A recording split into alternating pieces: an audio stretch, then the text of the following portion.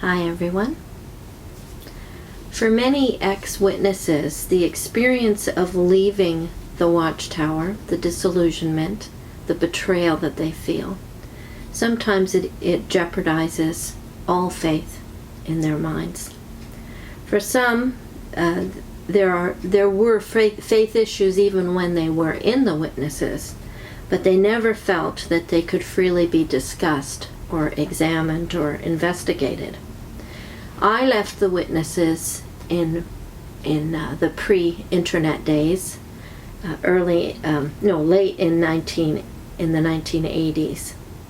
And I was blessed at that time because we went into the book business, and that exposed me to all kinds of new ideas, all kinds of books and people, and that helped me greatly get over the paranoia and trust issues that I had upon leaving the witnesses.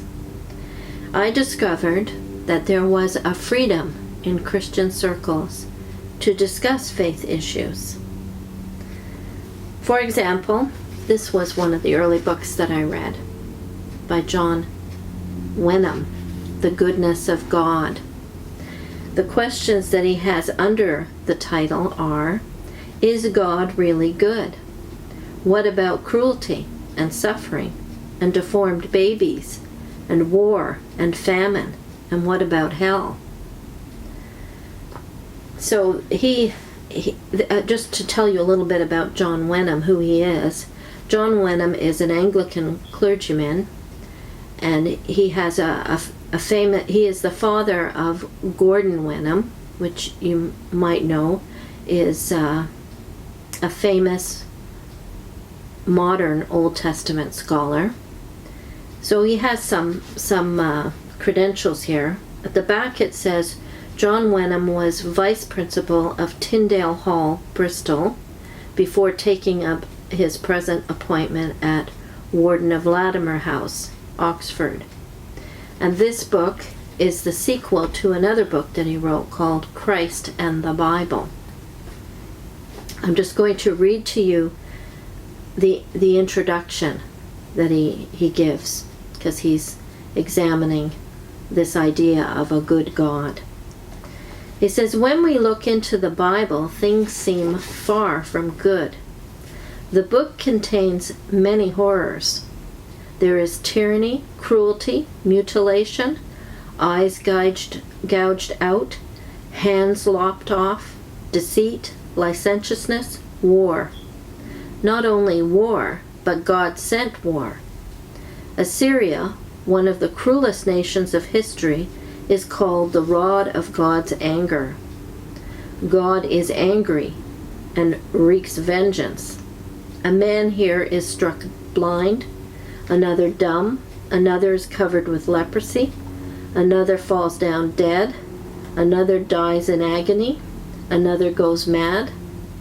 Whole populations are devastated by plague or famine or flood or fire and brimstone.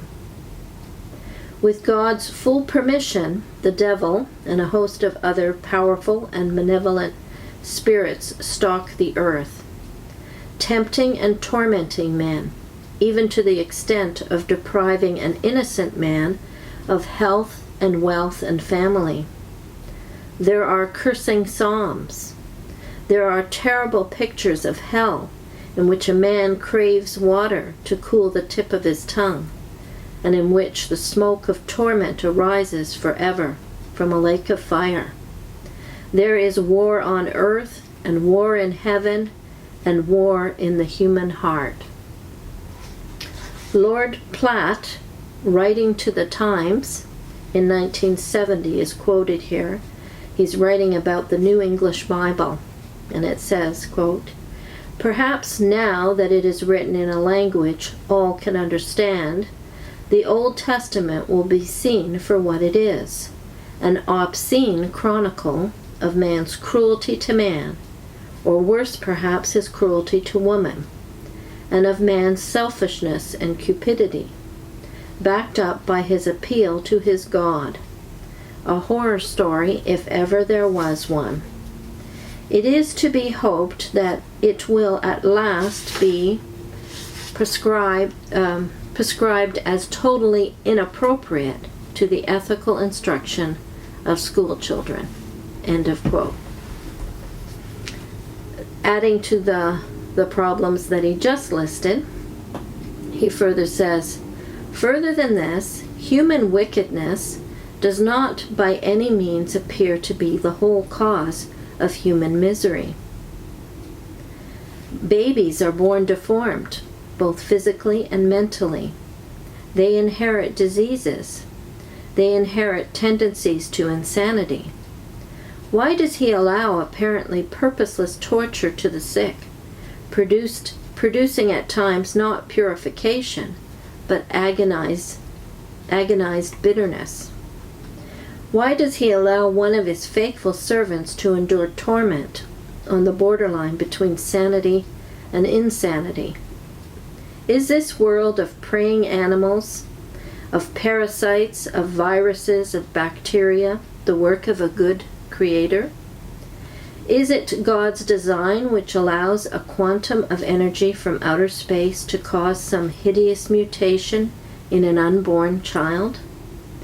Men find themselves in a world of earthquake and typhoon, in a world accident-prone, where bereavement and inconsolable grief may strike without warning. It is a world united only in expectation of death, a world to many without purpose or hope, against which there is a deep, despairing hatred. A good God? That is the question. This is how he intros the subject. So to me, this is a very honest presentation of the faith issues that many have. Christians are not unaware of the issues and of the problems that people find in the Bible. So this author, he's open to dialogue about these issues. That is a freedom that as a Jehovah's Witness we never had.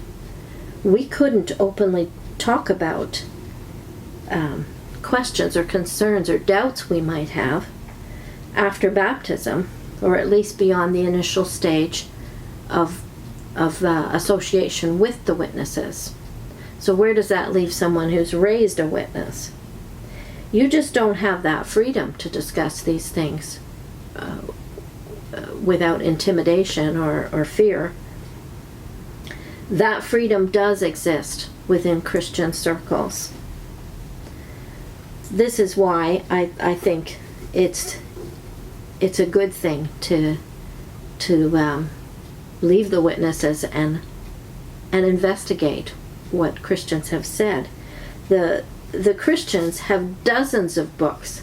This is just one example, but they have dozens of books that deal with faith issues from various angles.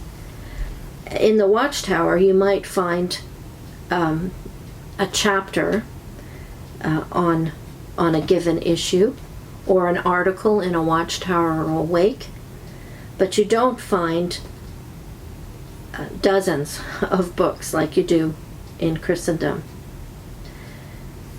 The next time we're going to deal with what John Wenham says is the reason for writing his book, his intentions. I'm going to link to Can We Trust New Testament Witness of Jesus, which is based on that first book that I mentioned, Christ and the Bible, that John Wenham wrote. This is the sequel to it. So just so that you get a taste for John Wenham, and David reads some passages from that book.